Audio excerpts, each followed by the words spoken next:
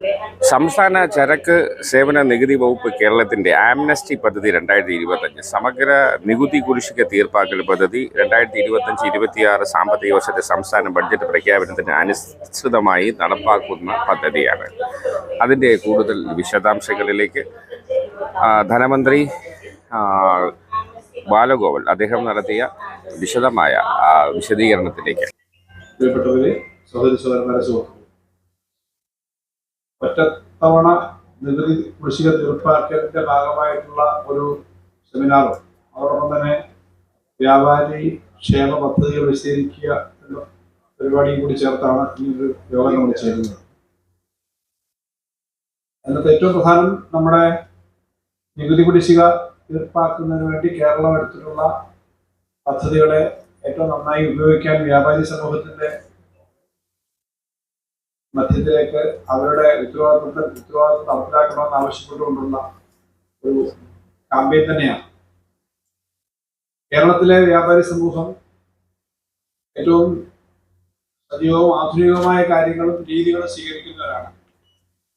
നമ്മുടെ വ്യാപാരി സമൂഹം നല്ലതുപോലെ ആധുനിക സാങ്കേതിക വിദ്യ ഉപയോഗിക്കുകയും വിദ്യാഭ്യാസവും കാര്യങ്ങളും നിയമവും എല്ലാം അറിയുന്നവരാണ്. അതിനുള്ള സംവിധാനങ്ങളെല്ലാം വളരെ ചെയ്യുന്നവരാണ്. വ്യാപാര മേഖലയിൽ പൊതുവിൽ ഇന്ന് ഉള്ള പ്രശ്നങ്ങളെ പറ്റി നല്ലതുപോലെ മനസ്സിലാക്കുന്നവരും അതിന് ദേശീയ തലത്തിൽ തന്നെ ഇടപെടുന്നവരുമാണ്.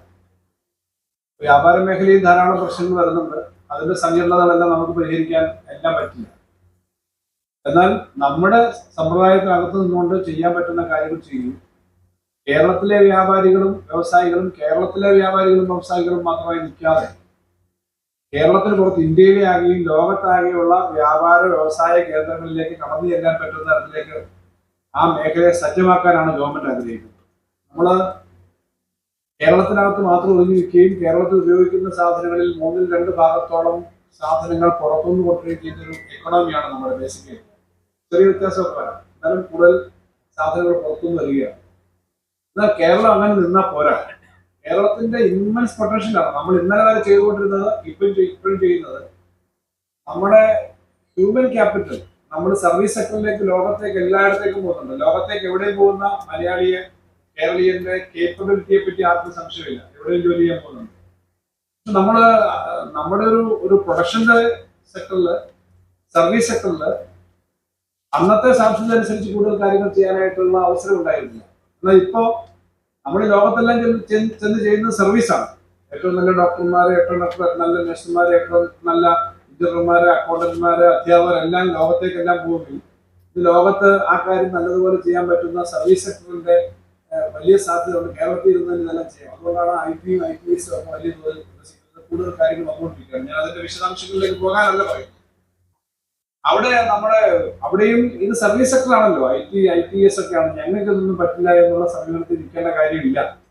നമ്മുടെ ഉൽപ്പന്നങ്ങൾ നേരത്തെ തന്നെ സെലക്ടറായ ഉൽപ്പന്നങ്ങൾ ലോകത്തെല്ലായിടത്തും പോകുന്നുണ്ട്. ഇപ്പൊ ഉദാഹരണത്തിന് കശുവണ്ടി, കയറ്, നമ്മുടെ പരമ്പരാഗത വ്യവസായ സാധനങ്ങൾ, നമ്മുടെ ഉൽപ്പന്നങ്ങളായിട്ടുള്ള ചില സെലക്ടഡായ ഉൽപ്പന്നങ്ങൾ, ഇപ്പം സ്പൈസസുമായി ബന്ധപ്പെട്ടത് നമുക്ക് പരമ്പരാഗതമായി നമ്മുടെ സ്പൈസസ് ഒക്കെ ഉണ്ട്. അതല്ലാതെ സ്പൈസ് എക്സ്ട്രാക്ട് ഒക്കെ ഉണ്ടാക്കുന്ന ലോകത്തെ ഏറ്റവും വലിയ കമ്പനി ഇപ്പൊ കേരളത്തിലാണ്.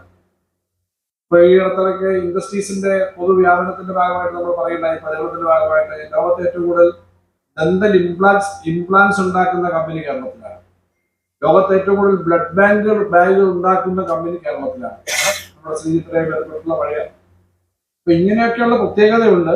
ആ സാധ്യത അതിനപ്പുറത്തേക്ക് വന്ന് ലോകത്തേക്ക് ഏറ്റവും നല്ല ഫർണിച്ചർ ഉണ്ടാക്കാനും കയറ്റി അയക്കാനും പറ്റുന്നത്, ഇന്ത്യയിലേക്ക് മറ്റു സ്ഥലത്തേക്ക് കയറ്റി അയക്കാൻ പറ്റുന്നത്, ഏറ്റവും നല്ല ഗോൾഡ് ഓർണമെന്റ്സിന്റെ ഡിസൈൻ ഉണ്ടാക്കുന്നതിൽ കേരളത്തിന് എന്താ സ്വർണത്തിന്റെ പ്രത്യേകത?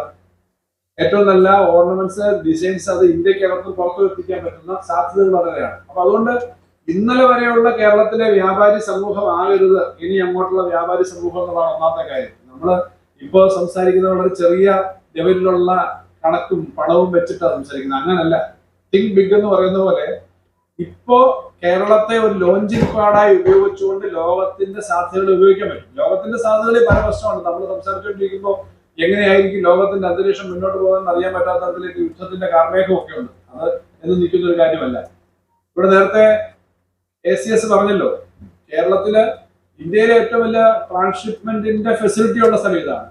ട്രാൻസ്ഷിപ്മെന്റിന്റെയും കണ്ടെയ്നർ കയറാൻ പറ്റുന്ന കപ്പലുകൾ വരുന്ന ഒരു സ്ഥലം എന്ന് പറഞ്ഞാൽ അതിനർത്ഥം ബോംബെന്നോ പൂനെന്നോ ഡൽഹിന്നോ ചെറിയ കപ്പൽ വഴി വിഴിഞ്ഞത്തേക്ക് എത്തി ഇവിടുന്ന് കയറ്റി അയക്കുന്ന സാധനങ്ങളോ 1000 കിലോമീറ്റർ അകലെ നിന്ന് ട്രക്ക് മാർഗം ഇവിടെ കൊണ്ടുവന്ന് കയറ്റി അയക്കുന്ന സാധനങ്ങളെക്കാളും നല്ലതാണ് ഇവിടെ തന്നെ പ്രൊഡ്യൂസ് ചെയ്ത് നേരെ പോർട്ടിലേക്ക് എത്തിക്കുന്ന സാധനങ്ങൾ എന്നുള്ള സാധനം. കാരണം കോസ്റ്റ് കുറയും, പ്രോസസിംഗ് ആവാം, ലോജിസ്റ്റിക്സ് ആവാം. ഞാൻ പറഞ്ഞത് വ്യാപാരി സമൂഹം നേരത്തെ ട്രേഡേഴ്സ് ആണ് ബേസിക്കലി കേരളത്തിലെ പൊതു കമ്മ്യൂണിറ്റി.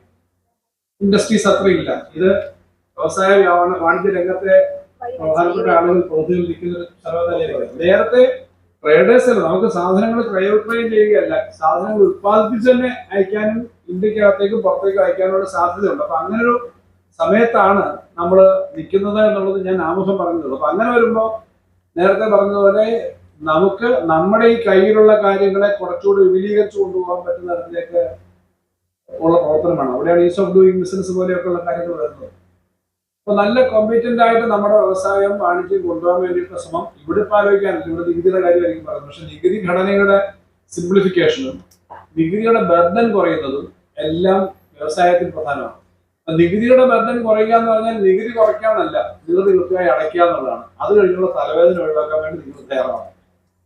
നികുതി കൃത്യമായി അടയ്ക്കുക എന്ന് പറഞ്ഞാൽ ആ തലവേദന ഹെഡേക്കായിട്ട് ആവശ്യമില്ലാതെ കുറച്ച് നികുതി അടച്ചില്ല, പിന്നെ ഓഡിറ്റ് വരുന്നു, ഇത് വരുന്നു. അപ്പോൾ അതിന്റെ ടെൻഷനൊന്നും വേണ്ട. കൃത്യമായ നികുതി ഘടന ഇപ്പോൾ വളരെ കൃത്യമാണ്. ഇന്ത്യ മൊത്തം ഒരേ നികുതി ഘടന വന്നു, GST വന്നു. അപ്പോൾ അത് കൃത്യമായിട്ട് ഉപയോഗിക്കാൻ പറ്റുന്ന നിയമങ്ങളും അതിനുള്ള സോഫ്റ്റ്വെയറും കാര്യങ്ങളും ഒക്കെ ഉണ്ട്. എന്നാൽ അങ്ങനെ ചെയ്യുമ്പോൾ പഴയ കാലത്ത് കടന്നിരുന്ന കുറെ നൂലാമാലകളുടെ പ്രശ്നമുണ്ട്. അത് ഞങ്ങൾ ചർച്ച ചെയ്തു. വ്യവസായികളുടെ സംഘടന, വ്യാപാരി ക്ഷേമനിധി, നിങ്ങളെ വാർഷികമായി വിളിക്കുന്ന കാര്യങ്ങൾ, പ്രീ ബഡ്ജറ്റ് മീറ്റിംഗിലൊക്കെ ഉയർന്നു വന്ന കാര്യങ്ങൾ വെച്ച് തന്നെയാണ് നമ്മൾ ഈ പ്രശ്നങ്ങൾ പരിഹരിക്കാനായിട്ട് കുറെ ശ്രമം നടത്തിയത്.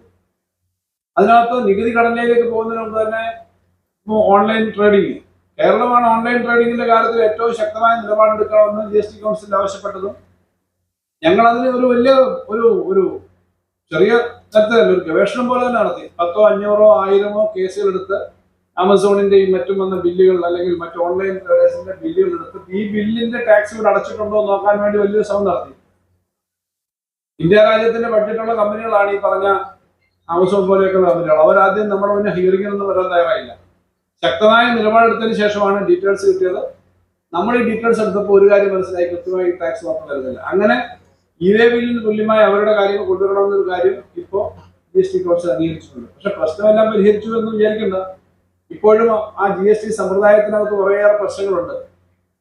അതായത് IGST പോലുള്ള കാര്യങ്ങളിൽ കൃത്യമായി പണം നമുക്ക് കിട്ടുന്നില്ല എന്നുള്ള പ്രശ്നം നമ്മൾ നേരത്തെ ഉന്നയിക്കുന്നുണ്ട്. ഇതിന്റെ ഭാഗമായിട്ട് IGST എങ്ങനെയാണെന്ന് നിങ്ങൾക്ക് അറിയാം. ഹൈദരാബാദിൽ നിന്നോ ബോംബെന്നോ ഡൽഹിയിൽ നിന്നോ കുറെ സാധനം നിങ്ങൾ മേടിക്കുന്നു, ഒരു മൊത്ത വ്യാപാരം. അവിടെ നിന്ന് സാധനം മേടിക്കുമ്പോൾ നിങ്ങൾ അതിന് ടാക്സ് കൊടുക്കും. 10 ലക്ഷം രൂപയുടെ സാധനത്തിന് നിങ്ങൾ 50,000 രൂപ ടാക്സ് കൊടുക്കും. ഇവിടെ വന്ന സാധനം വിൽക്കുമ്പോൾ നിങ്ങൾ 10 ലക്ഷത്തിന്റെ സാധനം 11 ലക്ഷത്തിനോ 12 ലക്ഷത്തിനോ വിൽക്കുമ്പോൾ ഇവിടെ കൊടുക്കേണ്ട ടാക്സ് ശരിക്കും അതിന്റെ 60,000 ആണ് കൊടുക്കേണ്ടതിരിക്കട്ടെ. നിങ്ങൾ പറയും 50,000 രൂപ ഞങ്ങൾ അവിടെ കൊടുത്തിട്ടുണ്ട്, ബാക്കി 10,000 രൂപ അടയ്ക്കുന്നു. ഈ കണക്കാൻ കൊടുക്കും. അതിന്റെ ഫലമായിട്ട് നമുക്ക് എന്താ വരണ്ടേ? 50,000 കണക്ക് എഴുതുമ്പോൾ അവിടെ നിന്ന് ഇവിടെ നമ്മുടെ പെട്ടി വരണം. 50,000 നമ്മുടെ പാർട്ടി തലത്തിൽ അത് കിട്ടുന്നില്ല. ഇവിടുന്ന് അങ്ങോട്ട് പോകുമ്പോഴും ഇങ്ങനെയാണ്. സാധാരണ കേരളത്തിന് പുറത്തുനിന്ന് ഇങ്ങോട്ട് കൂടുതൽ വരാനും ഇവിടുന്ന് അങ്ങോട്ട് പോകാൻ കുറവാണ്. കാരണം നമ്മുടെ പുറത്തേക്ക് പോകുന്ന സാധനം കുറവാണ്. ഇങ്ങനെ എല്ലാ സ്റ്റേറ്റിലുണ്ട്. ഇതാണ് IGST പൂൾ. ഈ IGST പൂളിനകത്ത് ആരോ ഇത് കൃത്യമായിട്ടല്ലാതെ ദുരുപയോഗം ചെയ്യുന്നുണ്ടോ എന്നുള്ളത് കൊണ്ട് ഇത്തവണ കേന്ദ്ര ഗവൺമെന്റിന്റെ കണക്കെടുത്തപ്പോൾ 30,000 കോടിയില്ല 35,000 കോടിയിലധികമാണെന്നാണ് എന്റെ ഓർമ്മ. അത്രയും കുറവുണ്ട്. അതിന് ഫലമായിട്ട് എന്താ, കേരളത്തിന് നികുതി കളക്ട് ചെയ്ത് ഇങ്ങോട്ട് വന്ന പൈസയിൽ നിന്ന് 965 കോടി രൂപ ഈ വർഷം അവസാനം പിടിച്ചു. കിട്ടുന്നത് ഞാനൊരു കണക്ക് പറഞ്ഞു. ഇപ്പൊ ഇങ്ങനെ ടാക്സിന്റെ സമ്പ്രദായത്തിൽ ഇപ്പോഴും പൂർണ്ണമായി ശരിയായിട്ടില്ല എങ്കിലും അതിനുവേണ്ടി ഏറ്റവും കൂടുതൽ പ്രവർത്തനം നടത്തിക്കൊണ്ടിരിക്കുന്ന ഒരു സ്റ്റേറ്റാണ് കേരളം. അപ്പൊ അങ്ങനെയുള്ള പ്രവർത്തനങ്ങൾ ഒരു വശത്തു കൂടി നടത്തുകയും നമ്മുടെ നാട്ടില് ഈ കൃത്യമായ കാര്യങ്ങൾ വ്യാപാരികൾക്ക് സൗകര്യപ്രദമായ കാര്യങ്ങൾ ചെയ്യുക എന്നുള്ള സമീപനമാണുള്ളത്. അതിന്റെ ഭാഗമായിട്ടാണ് നേരത്തെ ഇവിടെ പറഞ്ഞതുപോലെ കഴിഞ്ഞ 1957, 56 മുതലുള്ള കേസുകളിൽ അല്ലെങ്കിൽ 60 മുതലുള്ള കേസുകളിൽ കിടക്കുന്ന നികുതി കുടിശ്ശിക ഇങ്ങനെ കൂടി ഒരു 50,000-ഓളം ഫയലുകൾ നമ്മുടെ വകുപ്പിൽ GST ആയിരുന്നപ്പോഴും ഷെയർ ടാക്സ് ആയിരുന്നപ്പോഴും ഒക്കെ ഉള്ളത് കിടക്കുക. അത് വലിയ തോതിലൊരു അതിൽ നിന്ന് ഒരു ആംനസ്റ്റി എന്നതിനെ പറഞ്ഞു. ആംനസ്റ്റിക്കകത്ത് 20,000-ലധികം ആളുകൾ ഒറിജിനലി അവരുടെ പ്രിൻസിപ്പൽ പിന്നെ ഈ റെസ്പോൺസിബിലിറ്റി ടാക്സ് 50,000 രൂപയ്ക്ക് താഴെയുള്ള മുഴുവൻ കേസുകളും എഴുതിത്തള്ളാൻ തീരുമാനിച്ചു. എന്ന് പറഞ്ഞാൽ 50,000 രൂപ എന്ന് പറഞ്ഞാൽ 1960-70 50,000 ഇപ്പൊ എത്ര ആവും? 10 ലക്ഷമോ 12 ലക്ഷമോ 15 ലക്ഷമോ 20 ലക്ഷമോ ഒക്കെ ആവും. ആപ്ലിക്കേഷൻ പോലും കൊടുക്കണ്ട, മുഴുവൻ ഞങ്ങൾ ഫയലിൽ നിന്ന് വൈപ്പ് ഔട്ട് എന്ന് പറയുന്ന പോലെ അത്രയും മാറ്റി. അത് വേണ്ടത്ര വ്യാപാരി സമൂഹം അറിഞ്ഞിട്ടുണ്ടോ എന്ന് എനിക്കിപ്പോഴും സംശയമാണ്. ഇത് അറിഞ്ഞിട്ടില്ലെങ്കിൽ ഇപ്പോഴും അക്കൗണ്ടന്റുകൾ ഈ കേസിന് വേണ്ടിയിട്ട് ഇപ്പോഴും അക്കൗണ്ട് വക്കീൽ അതിനൊന്നും ആവശ്യമില്ല. ഒരു അപേക്ഷ കൊടുക്കാതെ മൊത്തം നമ്മുടെ ഫയലിൽ നിന്ന് പോയി. ബാക്കി 25,000-ലധികം കേസ് നമ്മുടെ ആകെ. ആ 25,000 കേസിലും ചെറിയ തൊട്ടുള്ളതുണ്ട്. എന്ന് പറഞ്ഞാൽ ഈ 50,000-ന് മേലുള്ളതെന്ന് പറയുമ്പോൾ 10 ലക്ഷം വരെയുള്ള സ്ലാബ്, 1 കോടി വരെയുള്ള സ്ലാബ്, അതിന് മേലുള്ള സ്ലാബുകളായി തിരിച്ചു. അതിന് നമ്മൾ ഇവിടെ എന്റെ വിശദാംശം പറഞ്ഞ് ഇനിയും ഇവിടെ ഡിസ്കഷൻ നടക്കും. അതുകൊണ്ട് കണക്കുകൾ ഞാൻ പറഞ്ഞില്ല. ഏറ്റവും ആദ്യത്തേന് പ്രിൻസിപ്പൽ അമൗണ്ടിന് 30% കൊടുത്താൽ മതി. 2017 വരെയുള്ളതാണ്, GST വരുന്നതിന് മുമ്പുള്ളതാണ്. പ്രിൻസിപ്പൽ അമൗണ്ടിന് 30% കൊടുത്താൽ മതി. ബാക്കി കാര്യങ്ങളൊക്കെ വളരെ വളരെ ചെറിയ തോതിൽ കൊടുത്താൽ മതി എന്ന നിലയിൽ കൊണ്ടുവന്നു. അങ്ങനെയാണ് കഴിഞ്ഞ വർഷം ഇത് ആദ്യം നടപ്പിലാക്കിയപ്പോൾ അന്ന് ഏകദേശം 5,000-ഓളം ആളുകൾ എന്നാണ് നമ്മുടെ കണക്കിനകത്ത് വന്നത്. അത് കഴിഞ്ഞ് ലാസ്റ്റ് ഡേറ്റ് കഴിഞ്ഞപ്പോഴാണ് കുറെ പേര് പറഞ്ഞു ഞങ്ങൾക്ക് കൊടുക്കാൻ പറ്റില്ല, സിസ്റ്റം തകരാറായിരുന്നു, അതുകൊണ്ട് നീട്ടണം. നമുക്ക് നീട്ടാൻ പറ്റില്ല, കാരണം നിയമമാണ്, ആക്ട് പാസ്സാക്കിയതാ, ഗവർണറോട് ഒപ്പിട്ട് പബ്ലിഷ് ചെയ്ത നിയമം വകുപ്പിൽ നിന്നൊന്നും മാറ്റാൻ പറ്റില്ല. അപ്പൊ ഈ വർഷം ഒരു ചാൻസ് കൂടെ കൊടുക്കണം. അത് അല്പം കൂടി മെച്ചപ്പെടുത്തി വലിയ തുകകൾക്കുള്ളത് കുറച്ച് വലിയ തുക എന്ന് പറയുമ്പോൾ 1 കോടിക്കും മേളിലും ഒക്കെയുള്ള തുക, 10 കോടി വരെയൊക്കെയുള്ള തുകയ്ക്ക് കുറച്ചുകൂടി മെച്ചപ്പെടുത്തി ആകെ അതിന്റെ ശതമാനവും ഉൾപ്പെടെ കുറച്ചിട്ട് ആ ബാധ്യത വലിയ തോതിൽ കുറയ്ക്കാവുന്ന നിലപാട് എടുത്തിട്ടുണ്ട്. പക്ഷെ അതിനകത്ത് ഒരു കാര്യം വളരെ കൃത്യമാണ്, ഈ ജൂൺ 30-നപ്പുറം ഈ കാര്യം നീട്ടാൻ പറ്റില്ല എന്നുള്ളതിനകത്ത് യാതൊരു സംശയമുണ്ട്. അത് എല്ലാ സ്ഥലത്തേക്കും അറിയിക്കാനുള്ള ഉത്തരവാദിത്വം ഡിപ്പാർട്ട്മെന്റ് ചെയ്യുന്നുണ്ട്. പക്ഷെ അത് മാത്രമല്ല, നിങ്ങൾ ചെയ്യണം. ഇനിയും അല്പം നീട്ടുമായിരിക്കും എന്നൊക്കെയാണ് അങ്ങനെ നീട്ടാൻ പറ്റില്ല എന്ന് മാത്രമല്ല, ഏറ്റവും നല്ല സ്നേഹമായി പെരുമാറുമ്പോൾ തന്നെ കിട്ടാനുള്ള പണം പിടിച്ചെടുക്കേണ്ട ഉത്തരവാദിത്വം ഗവൺമെന്റാണ്. CRDG ഓഡിറ്റിനകത്ത് എല്ലാ പ്രാവശ്യവും സംസ്ഥാന സർക്കാരിനെതിരെ വിമർശനം വരുന്നുണ്ട്. നിങ്ങൾ എപ്പോഴും കേൾക്കാറുണ്ട് പ്രതിപക്ഷം പറയുന്നത് ഈ ടാക്സ് പിരിച്ചെടുക്കുന്നില്ല സർക്കാർ എന്ന് പറഞ്ഞ് വിമർശനം വരും. അപ്പൊ അതുകൊണ്ട് ആ ടാക്സ് പിരിച്ചെടുക്കാനുള്ള കർശനമായ നിലപാട് എടുക്കുന്നുണ്ടെന്നുള്ളത് നിങ്ങൾക്കറിയാം. വളരെ കൃത്യമായ റെയ്ഡുകളും കാര്യങ്ങളും ഒക്കെ നടക്കുന്നുണ്ട്. അത് വളരെ മാന്യമായിട്ട് തന്നെയാണ് നടക്കുന്നത്, അല്ലാതെ വേറെ തരത്തിലുള്ള കുഴപ്പമൊന്നുമില്ല. പക്ഷെ റെയ്ഡ് നടക്കേണ്ടി വരും. അത് കൂടുതൽ ശക്തമായി നടത്തുക എന്നുള്ളത് ഗവൺമെന്റിന്റെ നിലപാടാണ്. ഈ അടുത്തിടയ്ക്ക് നടത്തിയ റെയ്ഡ് ഇതുമായി ബന്ധപ്പെട്ടല്ല. ഡീസലിന്റെ കാര്യത്തിനകത്ത് വ്യാജ ഡീസൽ വരുന്നുണ്ടെന്നുള്ള സംശയം നമുക്കുണ്ട്. കള്ള ഡീസൽ വരുന്നു. വ്യാജ ഡീസലും കള്ള ഡീസലും 2 തരത്തിലാണ് പറഞ്ഞത്.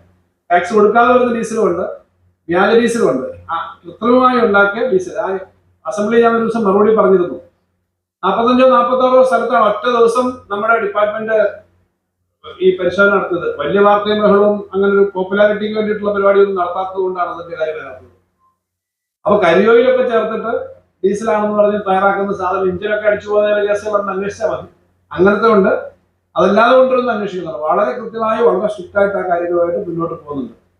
ഒരുമിച്ച് 10, 50, 100 കടകളിൽ സ്വർണത്തിന്റെയോ മറ്റു കാര്യങ്ങളോ ഒക്കെ നടത്തി കാര്യങ്ങൾ. ഇതെല്ലാം ഒരു സിസ്റ്റം അനുസരിച്ചാണ് ചെയ്യുന്നത്. അത് ഒരു വശത്തുകൂടി അങ്ങനെ മാത്രം ചെയ്യുകയല്ല, ഇത്രയും എല്ലാ ആനുകൂല്യങ്ങളും കൊടുത്തിട്ടും കൃത്യമായ ടാക്സ് അടച്ചില്ലെങ്കിൽ ശക്തമായ നിലപാട് വേണ്ടിവരും എന്നുള്ള നിലയിൽ പറഞ്ഞതാണ്. പക്ഷെ അത് ഗവൺമെന്റ് ഒരു നയം അതല്ല.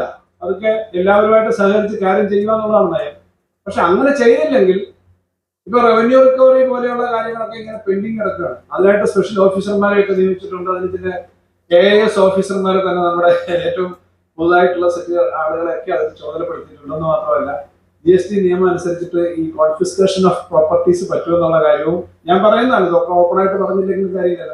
കോൺഫിസ്കേഷൻ പറ്റും, കാരണം ഈ റവന്യൂ റിക്കവറിയുടെ സമയക്രമം ഒന്നും എടുക്കേണ്ട കാര്യമില്ല. അപ്പം പരമാവധി അടയ്ക്കാനുള്ള പണം ഇവിടെ വ്യാപാരി സംഘടനകളെല്ലാം വളരെ സജീവമായി ഇക്കാര്യത്തിനകത്ത് സഹകരിക്കുകയും അവരുടെയൊക്കെ അഭിപ്രായം കേൾക്കുകയും ചെയ്യുന്ന ഒരു ഗവൺമെന്റ് എന്ന നിലയിലും അതിന്റെ ധനകാര്യമന്ത്രി എന്ന നിലയിലുമാണ് ഞാൻ ഇത്രയും പറയുന്നത്. കാരണം എല്ലാ കാര്യവും സുതാര്യമായിട്ട് പറയുക എന്നുള്ള സ്വഭാവത്തിൽ തന്നെയാണ് ഞാൻ അവരോടെല്ലാം പറഞ്ഞിട്ട് തന്നെയാണ് ഇന്നത്തെ ബോർഡ് മെമ്പർമാരുടെ. അപ്പൊ ലാസ്റ്റ് ഡേറ്റ് തന്നെയാണ് ഇത്. ലാസ്റ്റ് ഡേറ്റ് കഴിഞ്ഞാൽ അന്ന് കമ്പ്യൂട്ടറും ഓൺലൈനും ഇന്റർനെറ്റും എല്ലാം കൂടെ ആകെ പ്രശ്നമാവുന്ന സമയത്ത് തോന്നിട്ടില്ല. എന്ന് മാത്രമല്ല, ഈ ടാക്സുകൾ മാത്രമല്ല, നമ്മൾ മറ്റു ചില ടാക്സുകൾ ഇപ്പോ ടാക്സിനകത്ത് വരുന്നതാണ് ഈ ബാറുമായി ബന്ധപ്പെട്ടിട്ടുള്ള കുറെ പ്രശ്നങ്ങളുണ്ട്. പ്രത്യേകിച്ചും കോവിഡ് പീരീഡിൽ അതിനകത്ത് ചില അനോമലി ഉണ്ടാകുന്നു. അതിലും നമ്മൾ ആദ്യമായിട്ട് കഴിഞ്ഞ പ്രാവശ്യം കാര്യങ്ങൾ കൊണ്ടുവന്നു. അതും ഈ എക്സംഷൻസ് ഇതുപോലുള്ള ആംനസ്റ്റി കൊടുക്കാൻ തീരുമാനിച്ചു. GST പീരീഡിനകത്ത് ഫ്ലഡ്സസ് എന്ന് പറയുന്ന സെസ് നമ്മൾ ഏർപ്പെടുത്തിയിരുന്നു. ഫ്ലഡ്സസ് സ്റ്റേറ്റിന്റെ മാത്രം സെസ് ആയതുകൊണ്ട് അതിന് പ്രത്യേക ആംനസ്റ്റി പറ്റും. GSTക്ക് അത് പറ്റില്ല, കാരണം അത് സെൻട്രൽ പാർട്ടാണ്. ഫ്ലഡ്സസിന് ആംനസ്റ്റി ഉണ്ട്, അതും തുക നല്ല തുകയുണ്ട്. അതേപോലെ തന്നെ GST കൗൺസിലിനകത്ത് തന്നെ കേരളം തന്നെ ബാധിച്ചു, മറ്റ് മഹാരാഷ്ട്രയിൽ നമ്മളൊപ്പം ബാധിച്ചു, മറ്റ് സ്റ്റേറ്റുകൾ ബാധിച്ചു. സ്റ്റേറ്റുകൾ പലരും എല്ലാവരും ബാധിച്ചു. എന്താ വെച്ചാൽ GST ആദ്യം നടപ്പിലായ സമയത്ത് ഈ റിട്ടേൺ ഫയൽ ചെയ്യുന്നതിനൊക്കെയുള്ള ചില പരിമിതികൾ, അറിവില്ലായ്മ ഉണ്ടല്ലോ, കാരണം അത് പുതിയ സിസ്റ്റമാണ്. അപ്പൊ അതിന്റെ ഭാഗമായിട്ട് കുറേയേറെ ന്യൂസും വലിയ നോട്ടീസസ് ഒക്കെ ഉണ്ട്. നമ്മളിവിടെ തന്നെ ഐ തിങ്ക് അറൌണ്ട് 30,000 അല്ലേ, 10,000-30,000 10,000 നോട്ടീസ് നമ്മൾ വായിക്കേണ്ടി വന്നു. അതിനൊക്കെ സെറ്റ് ചെയ്യാവുന്ന തരത്തിലേക്ക് അതിൽ കൊണ്ടുവന്നു. അപ്പൊ വ്യാപാരികൾ എന്ന് പറഞ്ഞാൽ അങ്ങനെ സർക്കാരുമായിട്ടോ അല്ലെങ്കിൽ ജനങ്ങളുമായിട്ടോ ശത്രുക്കളായിരിക്കുന്നവരല്ല. വ്യാപാരികൾ എന്ന് പറഞ്ഞാൽ ഗവൺമെന്റിന്റെയും നാടിന്റെയും പ്രധാന പാർട്ടാണ്. അവര് ഈ നാട്ടിൽ വലിയൊരു സേവനം ചെയ്യുന്നവരാണ്. അവര് ജനങ്ങളിൽ നിന്ന് കളക്ട് ചെയ്യുന്ന ടാക്സ് കൃത്യമായി ഇങ്ങോട്ട് തരേണ്ട ഒരു ഇന്റർമീഡിയറ്റ്സ് ആണെന്ന തരത്തിൽ തന്നെയാണ് നമ്മൾ അതിനെ കാണുന്നത്, അല്ലാതെ വ്യത്യസ്തമല്ല. എന്നാൽ ഒറ്റപ്പെട്ട ചില ആളുകൾ ഈ പറഞ്ഞ പോലെ വ്യാപാരി സമൂഹത്തിന് ബുദ്ധിമുട്ടുണ്ടാക്കുന്നവരുണ്ടാവും. കാരണം അവർ ചെയ്യുന്ന ഒരു പ്രശ്നമുണ്ട്, അവർ നീതി അടയ്ക്കാത്തതുകൊണ്ട് വഴിയോര കച്ചവടത്തിന്റെ ചില പ്രശ്നങ്ങൾ കഴിഞ്ഞ ദിവസങ്ങളിൽ നമ്മുടെ സംഘടനകളെല്ലാം പറയുന്നുണ്ട്. ഒറ്റപ്പെട്ട വഴിയോര കച്ചവടക്കാരെ സഹായിക്കുക എന്നുള്ളത് നമ്മുടെ നയമാണ്. ഒറ്റപ്പെട്ട വഴിയോര കച്ചവടക്കാരുണ്ട്, ചെറിയ ലീഗറായിട്ടുള്ള കച്ചവടം നടത്തുന്ന. പക്ഷെ ഒരു വലിയ ബ്രാൻഡുള്ള കമ്പനി വന്നിട്ട് അവരുടെ ബാക്ക് ഓഫീസ് ഇരിക്കുക 100 സ്ഥലത്ത് ചെറിയ വഴിയോര കച്ചവടക്കാരെ കൊണ്ട് ഇറക്കി വിടുന്ന ഒരു സമ്പ്രദായം ഇപ്പോൾ വന്നിട്ടുണ്ടെന്നാണ് വ്യാപാരി സംഘടനകളായിട്ട് ചർച്ച ചെയ്യുന്ന കാര്യം. വളരെ സീരിയസ് ആയിട്ട് അവരുടെ കച്ചവടക്കാർ വലിയ കച്ചവടക്കാരനായിരിക്കും, അയാൾക്ക് വലിയ കടയും കാണും. പക്ഷെ ഒരു 100 പേരെ ദിവസക്കൂലിക്ക് വെച്ചിട്ട് ചെറിയൊരു കമ്മീഷൻ വെച്ചിട്ട് വഴുതികളെ വെച്ച് കഴിഞ്ഞാൽ ഇത് പാവപ്പെട്ട വഴിയോര കച്ചവടക്കാരനാണല്ലോ, അതൊന്നും അംഗീകരിക്കാൻ പറ്റില്ല. അതിനൊക്കെ ശക്തമായ നിലപാടെടുക്കാൻ തന്നെയാണ് വകുപ്പ് തീരുമാനിച്ചത്. നിങ്ങളുടെ ചർച്ചയിലും ആ കാര്യം ഉയർന്നു വന്നുകൊണ്ടാണ് നമ്മൾ ശ്രദ്ധിച്ചത്. ഇത് പച്ചക്കറി മുതൽ ഏറ്റവും വിലയേറിയ സാധനങ്ങൾ വരെ ഈ വഴിയോര കച്ചവടക്കാർക്ക് എല്ലാ സ്ഥലത്തും ഒരേ മാങ്ങായി ആയിട്ട് ഇരിക്കുന്നതാണ്. അല്ലെങ്കിൽ എന്തെങ്കിലും ഫ്രൂട്ടാണെങ്കിൽ ഒരേപോലെ ഇരിക്കും. അപ്പൊ ഇതൊന്നും വഴിയോര കച്ചവടമല്ല, സാധാരണ വഴിയോര കച്ചവടമല്ല. അപ്പൊ അങ്ങനത്തെ ആളുകൾ വിൽക്കുമ്പം വ്യവസ്ഥാപിതമായി കച്ചവടം നടത്തുന്ന കച്ചവടക്കാരന് വാടകയും ടാക്സും എല്ലാം കൊടുക്കുമ്പോൾ ഇത് ബുദ്ധിമുട്ട് വരും. ഇതെല്ലാം മനസ്സിലാക്കുന്നത് തന്നെയാണ് നമ്മുടെ ഉദ്യോഗസ്ഥന്മാരുടെ ഡിപ്പാർട്ട്മെന്റ്, ഒരു സംശയമില്ല. പക്ഷെ അടയ്ക്കേണ്ട ടാക്സ് കൃത്യമായി അടയ്ക്കുകയും കൃത്യമായി കാര്യം ചെയ്യുക എന്നുള്ളത് വളരെ പ്രധാനപ്പെട്ടതാണ്. അതിപ്പോ 10 ദിവസമേ ഉള്ളൂ, ഇനിയിപ്പോ വളരെ ചുരുങ്ങിയ ദിവസമേ ഉള്ളൂ, 18-ാം തീയതി 10-12 ദിവസമേ ഉള്ളൂ. അത് നല്ലൊരു ഇൻഫർമേഷനാണ്. ഇത് ഇത്രയും വലിയൊരു ഓപ്പർച്യൂണിറ്റി ഇന്ത്യയിൽ ഒരു സ്ഥലത്തും ഇല്ല. ഞങ്ങൾ എല്ലാ സ്ഥലത്തും മറ്റ് സ്റ്റേറ്റുകളുമായിട്ടൊക്കെ ഡിസ്കസ് ചെയ്തിട്ടാണ് ഞങ്ങൾ ഈ ആംനസ്റ്റി വന്നത്. കാരണം ഇതിങ്ങനെ ഈ ബാക്ക്ലോഗ് ആയിട്ട് നിങ്ങളുടെ തലയിൽ ഇത് കൊണ്ടുപോകേണ്ട കാര്യമില്ല. എന്നോട് തന്നെ ചില ആളുകൾ പറഞ്ഞു, വ്യവസായികൾ പറഞ്ഞു, വസ്തുവുണ്ട്, നേരത്തെ ഒരു 5-6 വസ്തുവാണ് ഒരുമിച്ച് ജാമ്യം വെച്ചു, അല്ലെങ്കിൽ അവരുടെ പ്രോപ്പർട്ടി ഉണ്ട്, തുക ചെറുതായിരിക്കും, പക്ഷെ ഈ 5-6 പ്രോപ്പർട്ടി വിൽക്കാൻ പറ്റില്ല, ഒന്നും ചെയ്യാൻ പറ്റില്ല.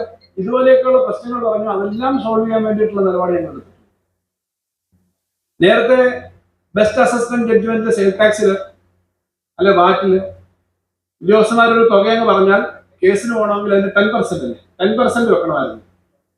എന്ന് പറഞ്ഞാൽ ഒരു ഒറ്റപ്പെട്ട കേസാണെങ്കിലും 200 കോടി 1000 കോടിയൊക്കെ അസസ്മെന്റ് വന്ന് ഒറ്റപ്പെട്ട കേസുകളുണ്ട്. കേസിന് പോകണമെങ്കിലും അടയ്ക്കേണ്ട തുക എത്ര? വലിയ തുകയാണ്.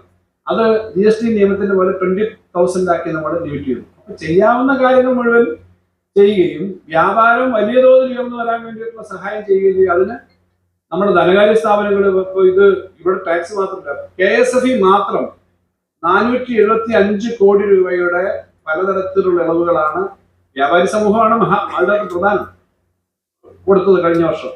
പലതരത്തിലുള്ള ഇളവ്. അപ്പൊ ഓരോ മേഖലയിലും KFC ആയാലും KSFE ആയാലും KSADC ആയാലും ഒക്കെ ഗവൺമെന്റ് സ്ഥാപനങ്ങൾ ചെയ്യാവുന്ന സഹായങ്ങളുണ്ട്. ചെറിയ പലിശയ്ക്ക് ലോൺ ഇതെല്ലാം ചെയ്യുന്നുണ്ട്. അത് കൂടുതലും മെച്ചപ്പെടുന്ന തരത്തിലേക്ക് നമുക്ക് ചെയ്യണം. കാരണം ഏറ്റവും കൂടുതൽ വ്യാപാരം വന്നാലേ നിങ്ങൾക്ക് ഗുണമുള്ളൂ. വ്യാപാരം വലിയ തോതിൽ വന്നാലേ സർക്കാരിന് ഗുണമെന്ന് പറഞ്ഞാൽ വേറെ ഒന്നുമല്ല, നാട്ടിൽ വരുമാനം വരണമെങ്കിൽ ഇന്നിപ്പോ നമ്മുടെ നികുതിയുടെ ഇമ്പ്രൂവ്മെന്റ് കാരണം ടാക്സ് കൂട്ടിയിട്ടല്ല എന്നുള്ളത് നിങ്ങൾക്കറിയാം. മദ്യത്തിന് കഴിഞ്ഞ 4 വർഷമായിട്ട് കൂട്ടിയിട്ടില്ല. നിങ്ങൾ ചോദിച്ചു നോക്ക്, കുടിക്കുന്നവരോടൊക്കെ ചോദിച്ചാൽ മതി. 4 വർഷമായിട്ട് മദ്യത്തിന്റെ ടാക്സ് കൂട്ടാത്ത ഒരേ ഒരു ഘട്ടം കേരളത്തിൽ ഇതായിരിക്കും. പെട്രോളിന് കൂട്ടാൻ പറ്റില്ല. 1 രൂപ സെസ് കൊണ്ടുവന്നാണ് അടക്കിയത്. അതിനുശേഷം കർണാടക 3 പ്രാവശ്യം കൂട്ടി. 3 പ്രാവശ്യം കൂട്ടിയിട്ട് നമ്മളത് കൂട്ടിയിട്ടില്ല. പിന്നെ നമുക്ക് കൂട്ടാൻ പറ്റുക? ഒന്നും കൂട്ടാൻ പറ്റത്തില്ല. പെട്രോളും ഡീസലും മദ്യവുമാണ് സംസ്ഥാനത്തിലാകെ കൂട്ടാൻ പറ്റുക. GST കേന്ദ്രമാണ്. അത് കൂട്ടാതിരുന്നിട്ട് പോലും നമ്മുടെ നികുതിയും നികുതിയേതര വരുമാനവും 54,000 കോടിയായിരുന്നു 2021. അവിടുന്ന് 95,000 കോടിയോളം എത്തിച്ചത് കൊണ്ടാണ് നമുക്ക് വലിയ തോതിൽ പല ടാക്സ് കട്ടിങ്ങും വന്നിട്ടും നമ്മൾ പിടിച്ചു നിൽക്കുന്നത്. അപ്പം വ്യവസായം നന്നായി വരിക, വാണിജ്യം വരിക എന്നുള്ളത് വളരെ പ്രധാനപ്പെട്ട കാര്യമാണ്. അതിന് പറ്റുന്ന തരത്തിലേക്കുള്ള ഇടപെടൽ വേണം. ഇത് നന്നായി ഉപയോഗിക്കണം. പ്രത്യേകിച്ച് ഒരു കാര്യം കൂടി, ഒരു പോയിന്റ് ഓഫ് കോഷൻ കൂടി പറഞ്ഞിട്ട് അവസാനിപ്പിക്കാൻ ഞാൻ വിചാരിക്കുന്നു. നമ്മൾ നമ്മുടേതായ വലിയ തോതിൽ മുന്നോട്ട് വന്നില്ലെങ്കിൽ നമുക്കിപ്പോഴത്തെ, ഞാൻ പറഞ്ഞത് വെറും ട്രേഡിങ് മാത്രമല്ല, വാണിജ്യത്തിലും വ്യവസായത്തിലും വലിയ തോതിലുള്ള ചലഞ്ചസ് നമ്മൾ നേരിടുന്നുണ്ട്. അതിനകത്ത് ഇന്നലെയൊക്കെ ആയിട്ട് ഓൺലൈനിൽ വാർത്ത വന്നത്, നമുക്ക് ഈ ചെറിയ ചെറിയ ജോലികളല്ല, ഒരു പ്രധാന സ്ഥാപനം കിറ്റക്സിന്റെ പേര് തന്നെ പറഞ്ഞു, ഞാൻ കിറ്റക്സിന്റെ പേര് തന്നെ പറഞ്ഞൊരു ഓൺലൈനിൽ വന്നു. അത്തരം ജോലികൾ നമ്മുടെ പരമ്പരാഗത വ്യവസായ മേഖല പലതും പരിഷ്കരണത്തിന് വിധേയമാണ് ആവുകയാണ്. ചെറിയ കൂലിയുള്ള ജോലിയല്ല കേരളത്തിൽ വേണ്ടത്. തൈവാനോ മലേഷ്യയോ അല്ലെങ്കിൽ കൊറിയയിലോ ഒക്കെ ചെയ്യുന്ന പോലെ ഹൈ എൻഡ് ജോലികളാണ്. അത് ടെക്നിക്കൽ, ഇലക്ട്രോണിക്സ് ആയിക്കോട്ടെ, IT ആയിക്കോട്ടെ, അതുപോലുള്ള പ്രൊഡക്ഷനും ഒക്കെ ചെയ്യാൻ പറ്റുന്ന ഒരു സ്ഥലമാണ് കേരളം. ആ തരത്തിലുള്ള ഡെവലപ്മെന്റ് നമ്മുടെ റൂറൽ ഏരിയാസ്, ഏറ്റവും ചെറിയ സ്ഥലങ്ങൾ ഉൾപ്പെടെ നമ്മുടെ ഈ വ്യവസായങ്ങൾ നടക്കും. അതിനകത്ത് എന്റെ മണ്ഡലത്തിൽ പുതിയതായിട്ട് വരുന്ന ഒരു വ്യവസായം തുടങ്ങുന്നതിനെ പറ്റി കോട്ട് ചെയ്തുകൊണ്ടാണ് ഒരു ഇംഗ്ലീഷ് ഓൺലൈൻ ന്യൂസ് വന്നതാണ്. അതിനകത്ത് സോഹോ കോർപ്പറേഷന്റെ ഒരു പാർക്ക് ഇപ്പോ കൊട്ടാരക്കര എന്ന് പറയുന്ന റീജിയൻ ഒരു സ്ഥലമാണല്ലോ, ടൗണല്ല, വലിയ ടൗണല്ല, അവിടെ സോഹോ കോർപ്പറേഷന്റെ ഒരു സ്ഥാപനം വരുന്നു എന്ന് പറഞ്ഞിട്ട് അവർ എഴുതിയേക്കാണ്. ഇത് തൈവാനും അല്ലെങ്കിൽ ഞാൻ ഈ പറഞ്ഞ സിംഗപ്പൂരോ അല്ലെങ്കിൽ കൊറിയയോ ഒക്കെ പോലുള്ള രാജ്യങ്ങൾ ചെയ്യുന്ന പോലെയുള്ള പ്രാദേശികമായി നമുക്ക് നല്ല എഡ്യൂക്കേറ്റഡ് ആയിട്ടുള്ള ആളുകളുടെ ഫെസിലിറ്റി ഉണ്ട്, അവിടെയുള്ള വ്യവസായം വരുന്നു എന്ന് പറഞ്ഞിട്ടുള്ള വാർത്ത വന്നിരുന്നതാണ്. അപ്പൊ അതിനുള്ള സാധ്യത നമുക്ക് നല്ലതാറുണ്ട്. പക്ഷെ പോയിന്റ് ഓഫ് കോഷൻ എന്താ, ഇന്ത്യയിലേക്ക് സാധനങ്ങൾ ഇറക്കുമതി ചെയ്യുന്നതിന് ടാക്സിന്റെ കാര്യത്തിൽ വലിയ ഇളവ് കൊടുക്കാൻ പോകുന്നു എന്നുള്ളത് കണ്ടല്ലോ നിങ്ങളുടെ വ്യാപാരി ശബ്ദത്തിൽ ഒരു വാർത്തയുണ്ട്.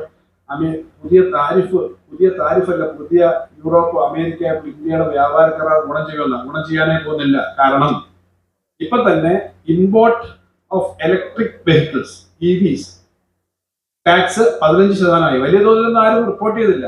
15% ആക്കാൻ തീരുമാനിച്ചു. 15% എന്ന് പറഞ്ഞാൽ എന്തിനു വേണ്ടിയിട്ടായിരിക്കും അത്? മിക്കവാറും ടെസ്ല പോലെ അതുപോലെയുള്ള കമ്പനികളായിരിക്കും. ഇന്ത്യയിൽ പ്രൊഡ്യൂസ് ചെയ്യുന്ന സ്ഥാപനങ്ങൾക്ക് കിട്ടുന്ന ടാക്സിന്റെ ബെനിഫിറ്റ് ഉണ്ട്. റെഡിമെയ്ഡ് ആയിട്ട് ഇമ്പോർട്ട് ചെയ്യുമ്പോൾ അങ്ങനെ വരുന്നു എന്ന് പറഞ്ഞാൽ ഒന്നിലല്ല, ഇത് ഓരോ പ്രൊഡക്റ്റിലും വരാം. കാരണം താരിഫ് വാർ വലിയ തോതിൽ നടക്കുകയാണ്. ഇപ്പൊ US ഒരു ഇക്കണോമിക് പ്രഷർ ഉണ്ട്.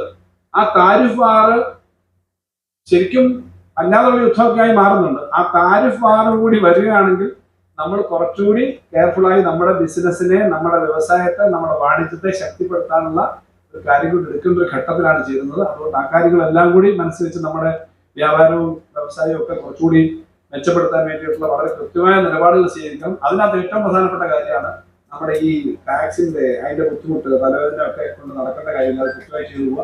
എല്ലാ സഹായം ചെയ്യുന്നതൊക്കെ ഗവൺമെന്റ് ഉണ്ട്. നമ്മളാണെങ്കിൽ ഇപ്പം 3 വിഭാഗമായി ടാക്സിന്റെ ഇൻവെസ്റ്റിഗേഷൻ ഇന്റലിജൻസ് വിഭാഗമുണ്ട്, നമുക്ക് പൊതുവിലുള്ള ടാക്സിന്റെ നിയമങ്ങൾ തരാൻ പറ്റുന്ന പൊതുവായിട്ടുള്ള വിഭാഗമുണ്ട്, ഓഡിറ്റ് ഉണ്ട്. അപ്പൊ ഈ 3 വിഭാഗങ്ങളായിട്ട് തിരിച്ച് കാര്യങ്ങളെല്ലാം കൃത്യമായി നോക്കുകയും നിങ്ങൾക്ക് എല്ലാ സപ്പോർട്ടും തരികയും ചെയ്യുക. ഇനിയും അതിനകത്ത് വേണ്ട സപ്പോർട്ടുകൾ കൂടുതൽ വേണ്ടതെന്ന് വെച്ചാൽ നമ്മൾ ഡിപ്പാർട്ട്മെന്റുകൾ ചെയ്യാം.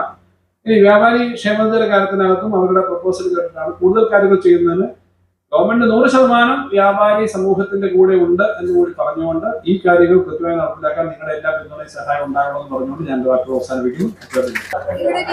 നികുതിക്കും നമുക്കും നാടിനും state goods and services tax department Kerala GST. എന്താണ് പൊതു ആംനസ്റ്റി പദ്ധതിയുടെ പ്രത്യേകതകൾ? പൊതു ആംനസ്റ്റി 2025 ആർക്കൊക്കെയാണ് ബാധകമാകുന്നത്? GST നിയമപ്രകാരമുള്ള കുടിശ്ശികൾ ഈ പദ്ധതി പ്രകാരം തീർപ്പാക്കാൻ സാധ്യമല്ല. എന്തായാലും ജൂൺ 30 മുമ്പ് ആംനസ്റ്റി പദ്ധതിയിൽ ചേരുന്നതിന് അവസാന തീയതി 2025 ജൂൺ 30 ആയിരിക്കും. ഇതുമായി ബന്ധപ്പെട്ടുള്ള കൂടുതൽ വിവരങ്ങൾക്ക് അടുത്തുള്ള സംസ്ഥാന ചരക്ക് സേവന നികുതി കാര്യാലയത്തെ സമീപിക്കുകയോ സംസ്ഥാന ചരക്ക് സേവന നികുതി വകുപ്പിന്റെ ഔദ്യോഗിക വെബ്സൈറ്റായ www.keralataxes.gov.in സന്ദർശിക്കുവാൻ അഭ്യർത്ഥിക്കുന്നു. ഇതൊക്കെയാണ് ആംനസ്റ്റി പദ്ധതിയുമായി ബന്ധപ്പെട്ട വാർത്തകൾ.